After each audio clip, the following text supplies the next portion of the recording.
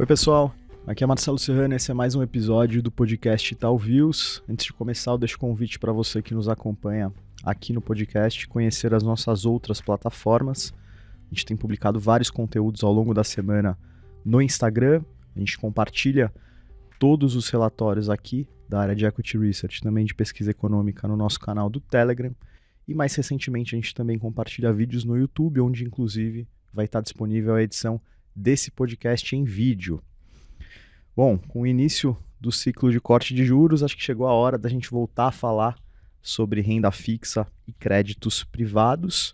O mercado secundário de dívida tem apresentado um crescimento relevante de volume, liquidez e cada dia despertado mais interesse dos investidores. A ideia hoje é comentar o comportamento desse mercado, as oportunidades de alocação, cuidados que o investidor deve ter ao olhar para esses papéis, para escolher um título de dívida ou para olhar fundos e comentar outros temas, perspectivas também para a política monetária.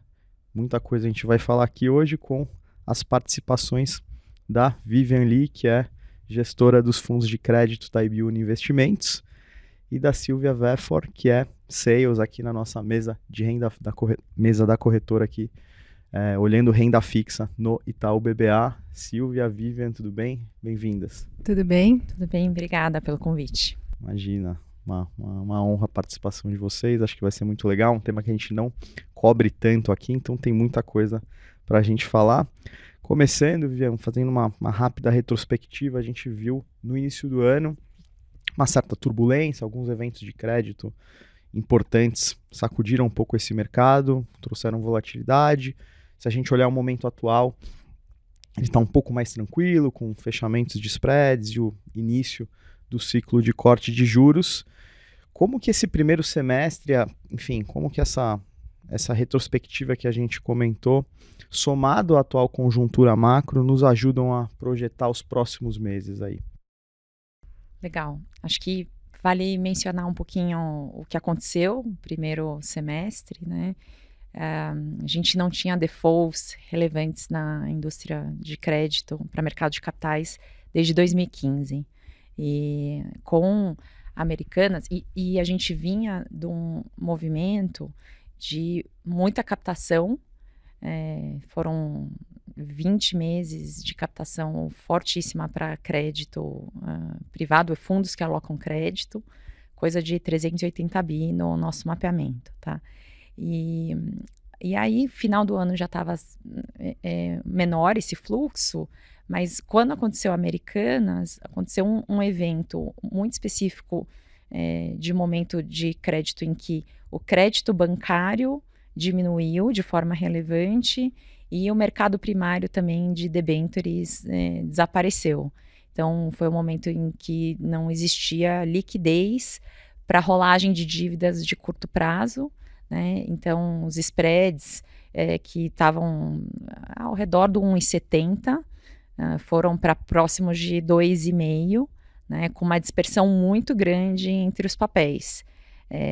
E diferente da pandemia, que muitos papéis side grades foram para o CDI mais 4, né? Agora, com mais players de mercado e uma quantidade de papéis maior, acho que os nomes mais high grade foram para o 2,20 area, e alguns outros nomes foram para o CDI mais 8, ou mais até.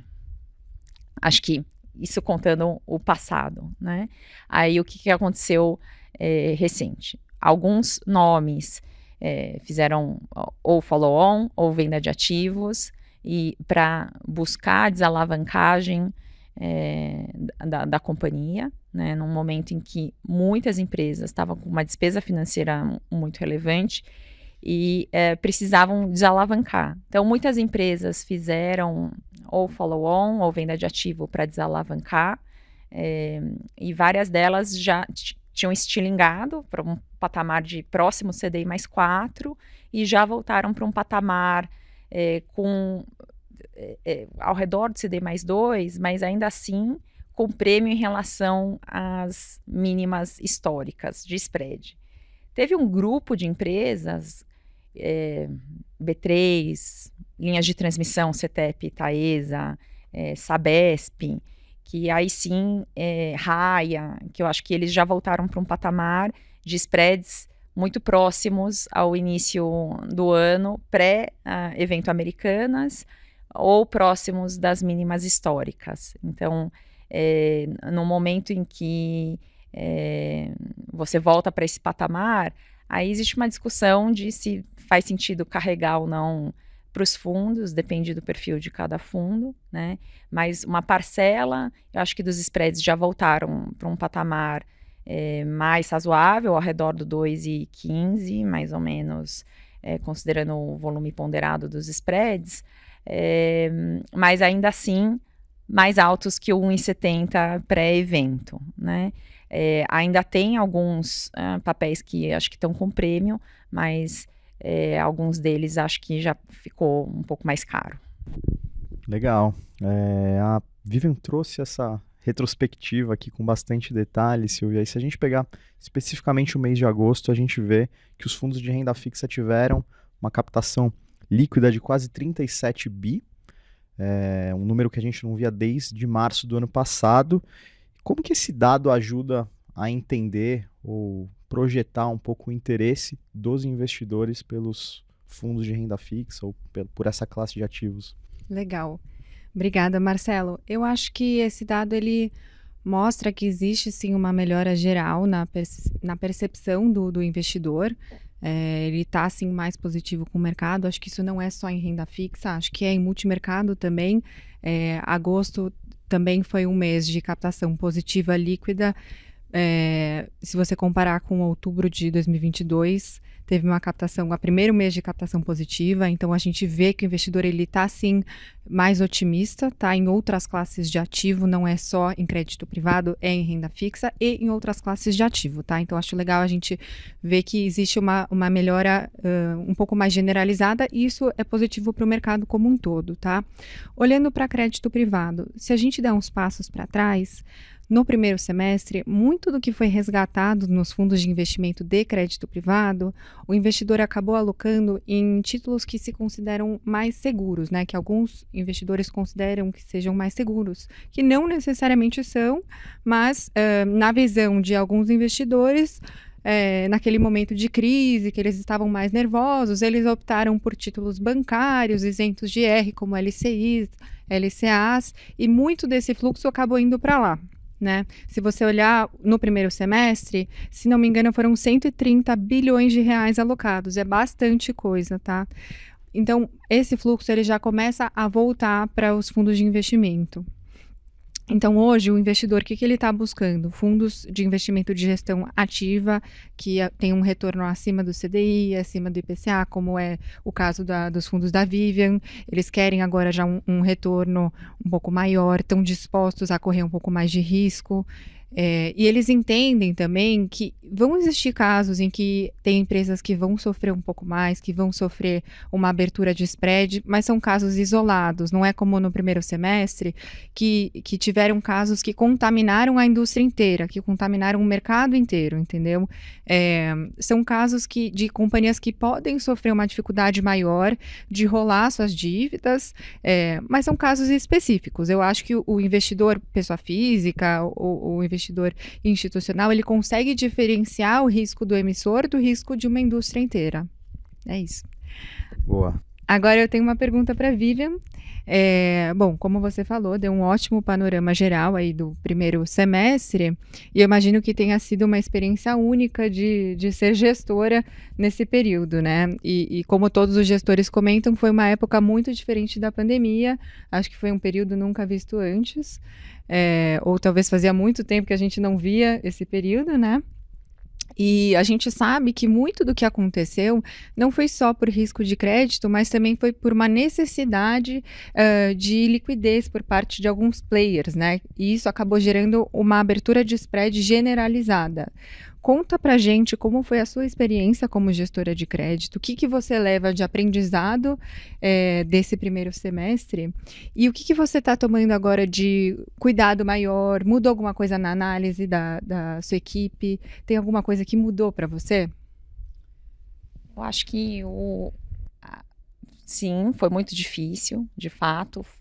Como eu comentei, a gente viu defaults relevantes na indústria em 2015, então foram 7 anos tranquilos na parte de visão de crédito, não só da questão de liquidez, e a gente veio de um período pós-pandemia em que teve muito fluxo para a indústria. Então, no momento em que isso acontece, os spreads foram para as mínimas históricas, né? E aí esse ajuste de agora é quando você tem boas oportunidades, porque aí o mercado vira vendedor, né, de ativos bons, que precisa só fazer liquidez. Então, nesse contexto, eu acho que a gente pôde aproveitar de muitas necessidades de venda, né? Então, comprar high grades no 2,20 area, e muitos deles já fecharam, coisa de 70, 80 bips, né? Acho que um ponto que vale mencionar, que é muito específico, lá atrás, em 2015, a gente teve um evento em que foi muito específico, junto com queda do PIB e cadeias inteiras, né, de óleo e gás indo para um cenário de RJ.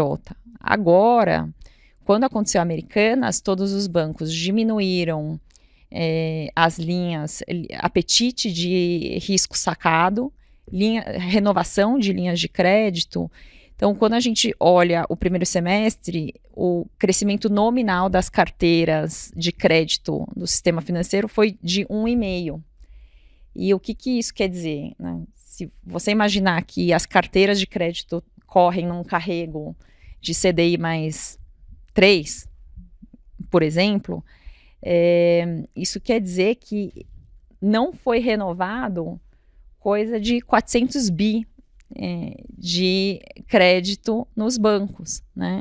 Então, porque é 1,5 versus 6, diria quase 8, né? Considerando o spread.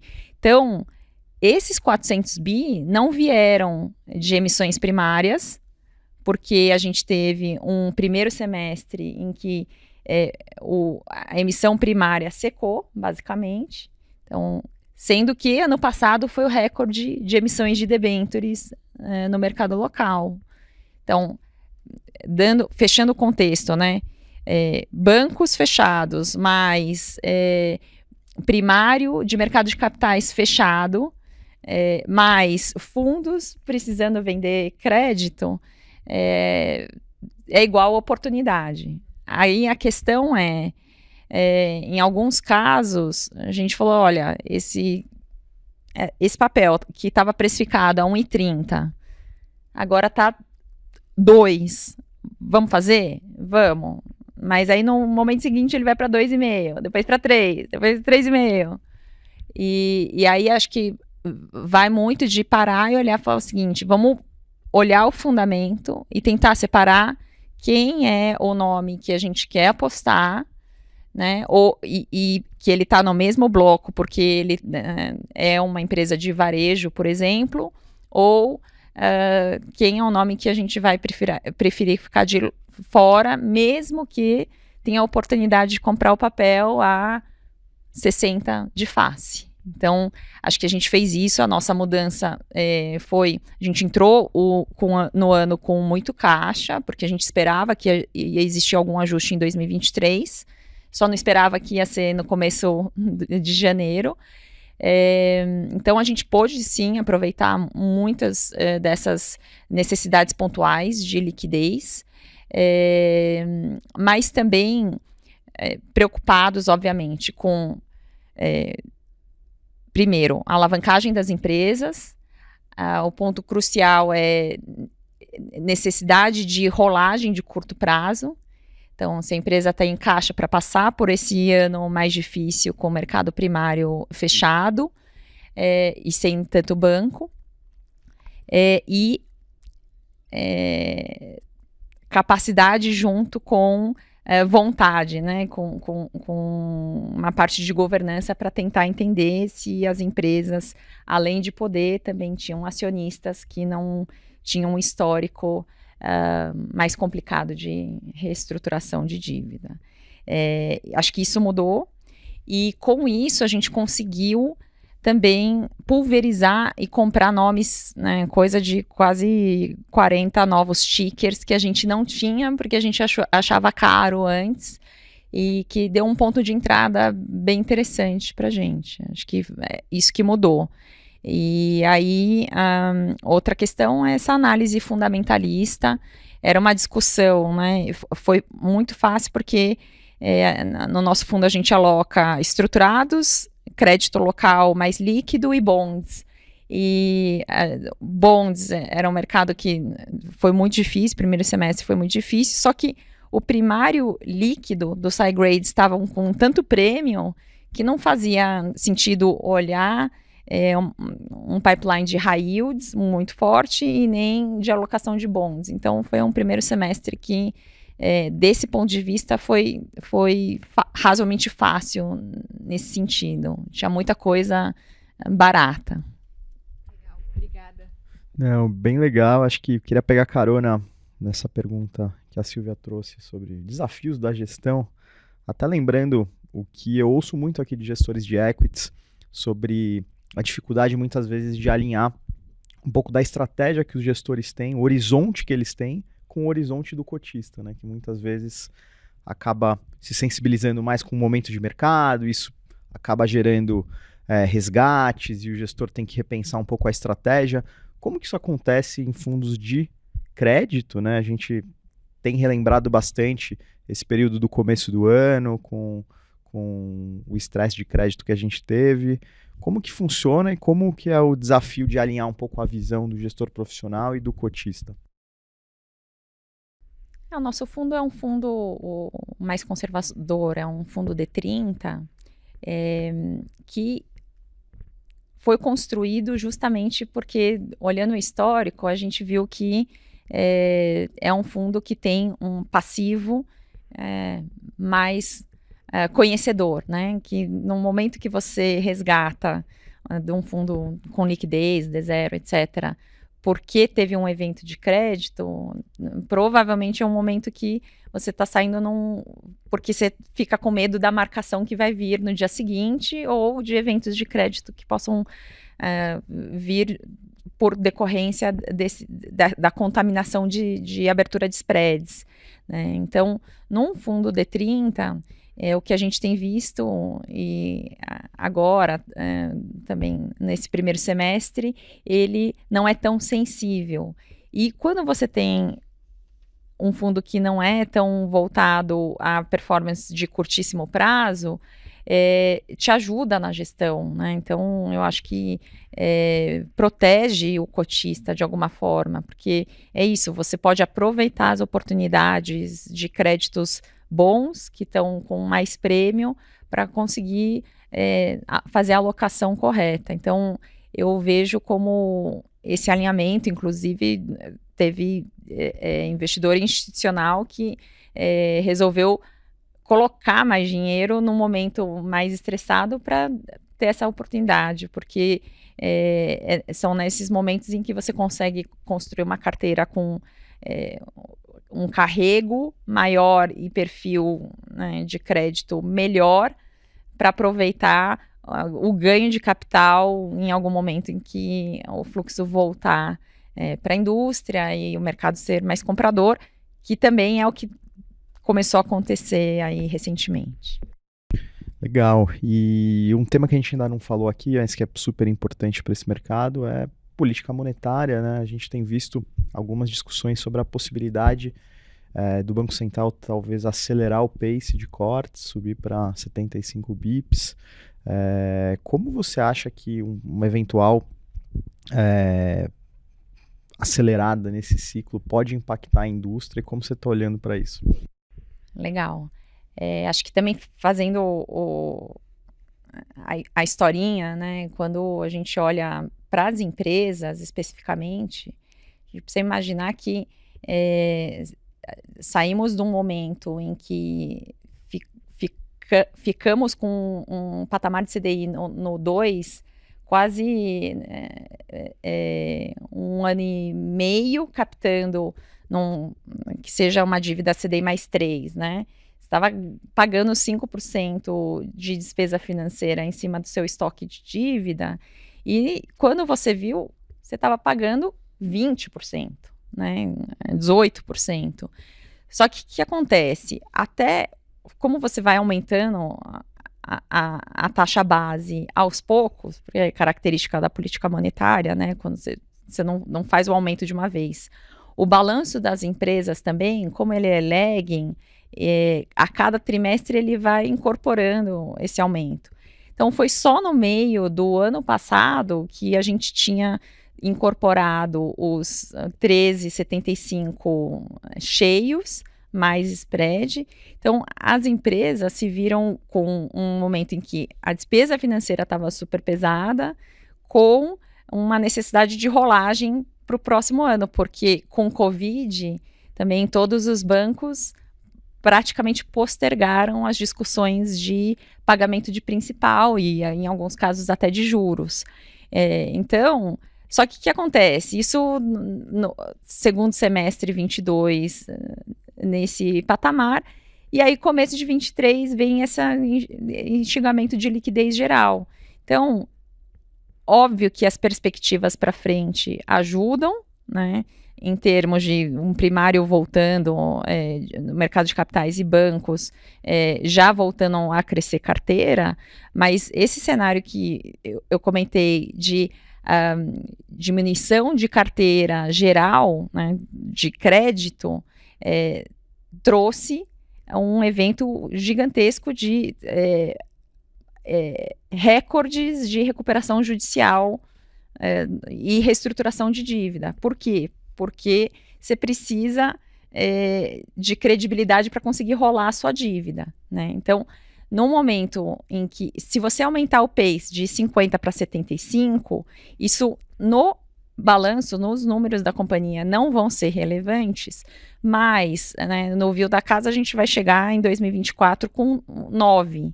Então, quando você chega nesse patamar, acho que você tem um componente que para as empresas dá um alívio de ajuste de despesa financeira, né, e necessidade de rolagem, etc.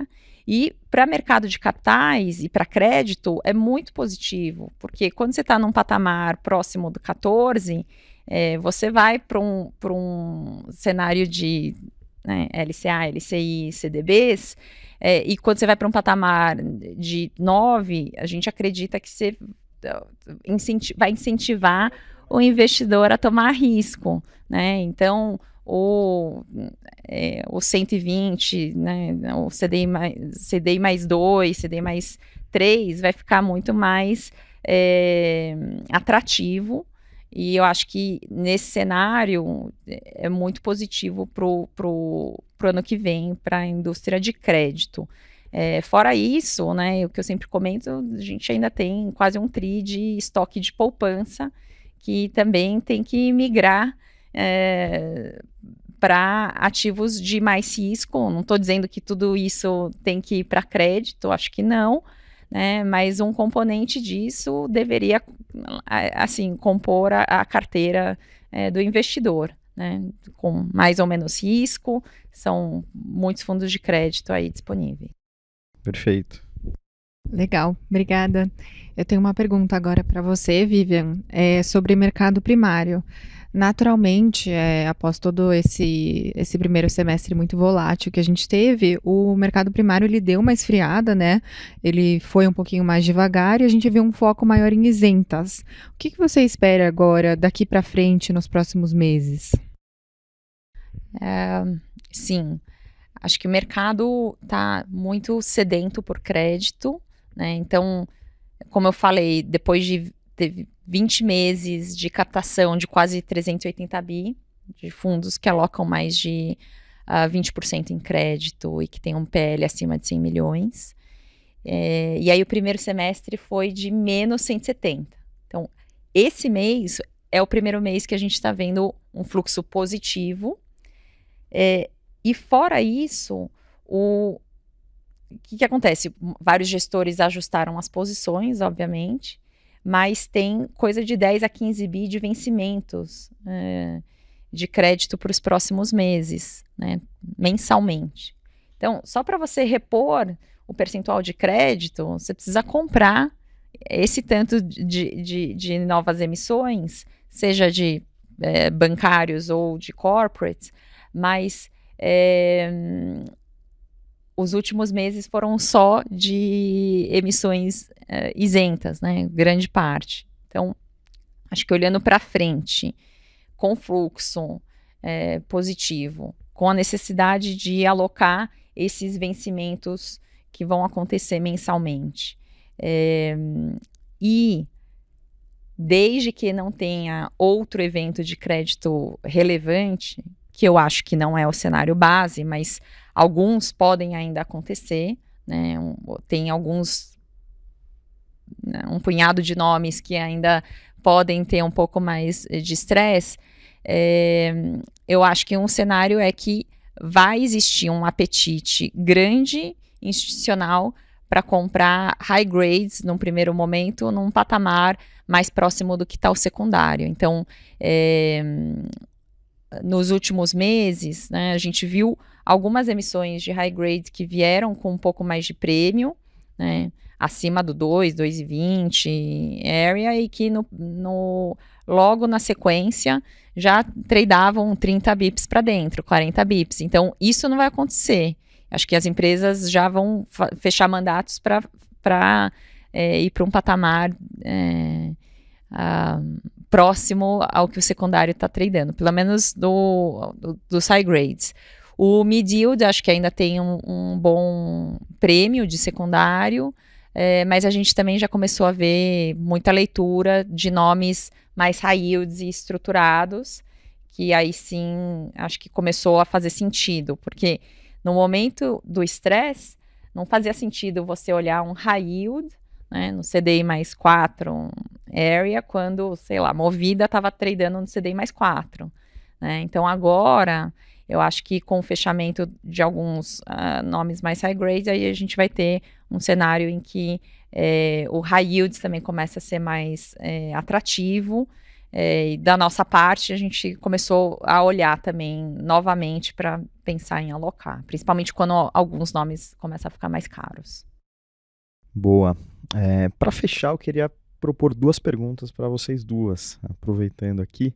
A primeira a gente falou muito sobre momentos de mercado, sobre o dinamismo desse mercado. A gente sabe que tem muita gente olhando renda fixa e alguns investidores optam por, enfim, tentar alocar diretamente nesses títulos, né? Para esses casos, quais seriam as principais recomendações e cuidados que vocês deixariam para o investidor?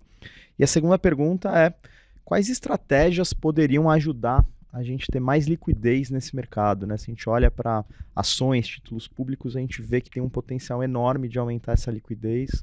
Como a gente pode chegar em um nível próximo desses outros ativos?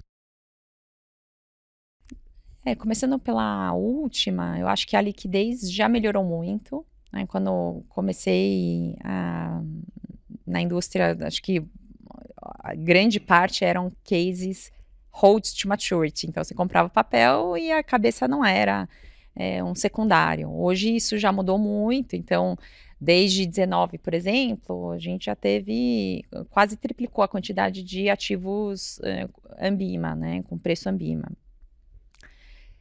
Hoje, a gente tem quase 800 tickers Ambima, que se a gente for comparar com um Ibov da vida que é de 100, né, 100 tickers, é um negócio absurdo, né? E aí, o que acontece? Quando você tem essa quantidade de nomes, acaba que alguns nomes não têm tanta liquidez mesmo, né? Na indústria como um todo, eu estava até hoje trocando uma ideia com o cara de trading de ações, falou, ali eles estão falando coisa de 20 bi, né, dia.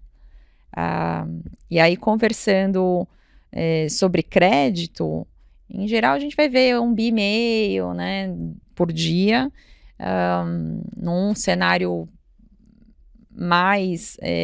de mais compra e venda chegou a quase 40 e poucos bi no mês.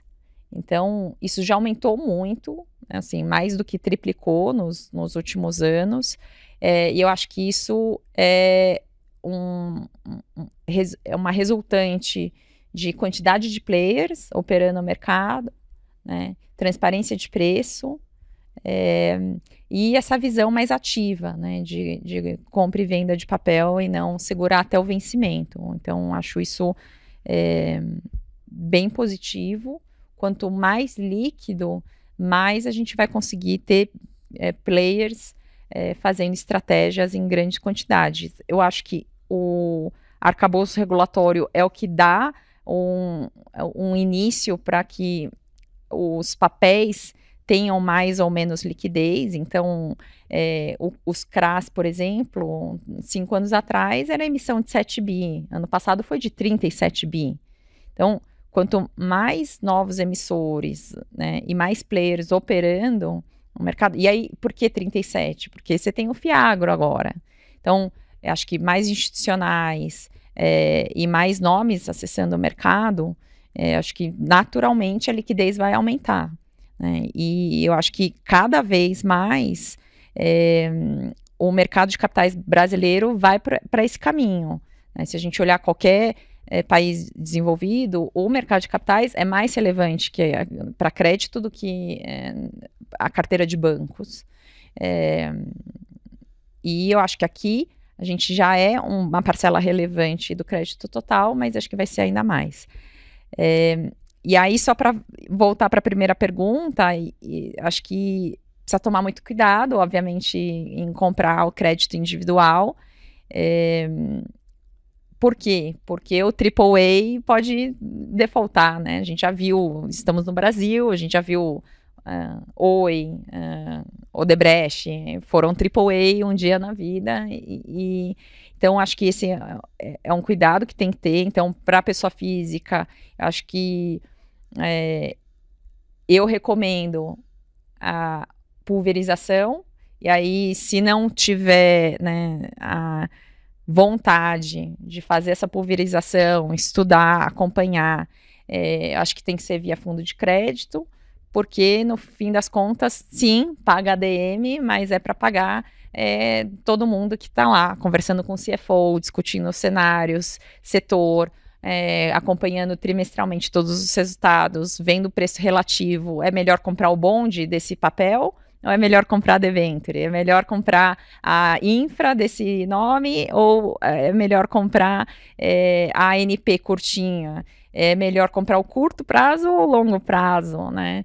É melhor a gente fazer a maior alocação nesses setores ou naqueles? Então, essa pulverização e acompanhamento mais próximo, eu acho que traz esse diferencial. Mas, obviamente, para quem quer comprar o papel individualmente, tem que... sugiro fazer a lição de casa aí da melhor forma que puder. Boa. Bom, concordo muito com o que a Vivian falou, começando também pela última pergunta. Eu acho que, indo nessa linha dos players, a gente já pode ver de fato que a liquidez tem melhorado muito. A gente vê aí muitas assets novas entrando no mercado de crédito, então assets que eram de macro, assets que eram de equities, agora criando assets internas, né, de crédito dentro, tesourarias que antes não tinham mesas de crédito, agora especializadas em crédito. A gente, o próprio Itaú, não tinha uma mesa de brokeragem focada em crédito privado, agora temos. Inclusive, a gente criou uma plataforma digital aqui, visando melhorar a eficiência de mercado, visando melhorar a liquidez. A gente vê também outros players com iniciativas novos produtos sendo criados, como derivativos de crédito, CDS local. Então, eu acho que existem várias iniciativas que vêm sendo feitas no mercado que visam melhorar ainda mais essa liquidez. Então, se você olhar de 3 anos para cá, é praticamente outro mercado, né? A Vivian, que está há mais tempo, pode dizer que o mercado mudou muito. E, enfim, em relação a investimentos, se você opta por investir diretamente, de fato, assim, acho que você tem alguns pontos que tem que seguir, né? Acho que o primeiro ponto é diligência. Esse é o mais importante. Se possível, contar com um assessor, alguém que seja especialista, né? Tomar muito cuidado, não investir em nomes que você não conhece, evitar nomes só porque estão na moda, coisas do tipo, né? Evitar ficar olhando um investimento só por conta de risco e retorno versus prazo. Como a Vivian falou, existem uma série de dados que você tem que olhar em um nome que não são simples, né? Como covenants, a alavancagem de uma companhia. Assim, a análise de crédito, ela passa por um processo. Ele é um processo muito complexo e que ele não é feito da noite para o dia. Então, eu acho, assim, que precisa de muita diligência. É isso. Perfeito, muito legal. Acho que a gente conseguiu cobrir bem a pauta de hoje. E eu queria, antes de terminar, agradecer novamente as participações da Vivian e da Silvia aqui com a gente no Itaú Views. Obrigada, pessoal. Muito obrigada, foi um prazer estar aqui.